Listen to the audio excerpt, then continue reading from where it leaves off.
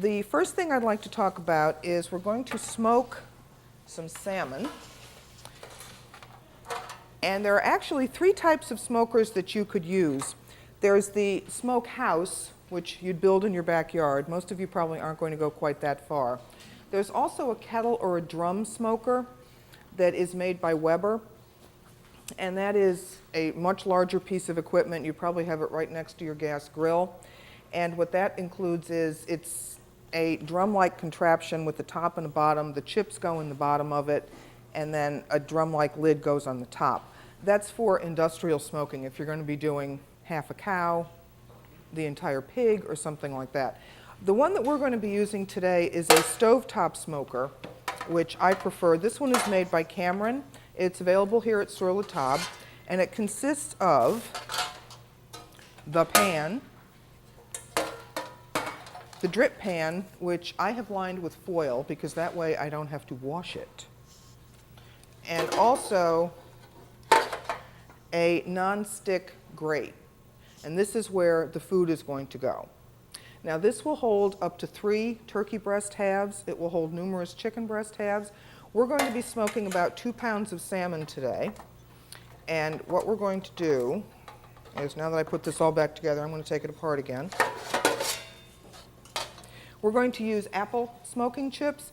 If you purchase one of these, you would get 4 small containers of 4 different kinds of chips. I believe it's apple, cherry, hickory, and either maple or oak.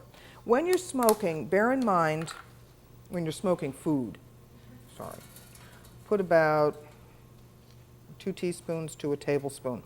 When you're smoking food, bear in mind that there are certain foods where the flavor is much more delicate than other foods. Something like a scallop or corn has a much more delicate flavor than steak. So you want to use the more delicately flavored fruit woods like cherry, apple.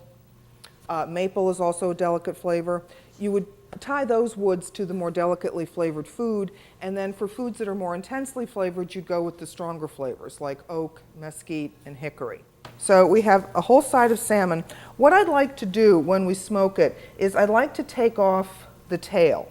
The tail is where the fish, it's his motor mechanism. So the tail tends to be a little bit tougher. So I'd like to use the tail if we could. What we could do is we could just poach it off and use it for a little salmon spread or something like that. But I don't really like to serve it as part of the entree. So we'll keep this guy in here. We're going to take off what's called the belly flap. And this is a fattier portion. If you have no concern whatsoever about your food intake, you can go ahead and fry that up and have it for lunch. You'll get lots of vitamin E.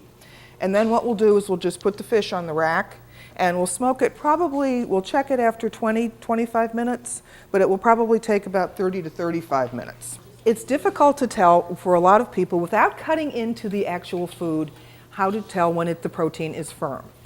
If you hold your hand like this, notice my thumb is loose, my fingers are loose, and you press the flesh right here. This is what rare feels like. If you touch raw meat or raw chicken, you will get this feeling. If you spread it apart slightly, this is what medium feels like. There's a little bit of tension. There's not quite as much give as there had been before. If you touch the tip of your nose, this is what well done feels like. In the case of beef, throw it out. So here is our salmon, which is looking mighty fine.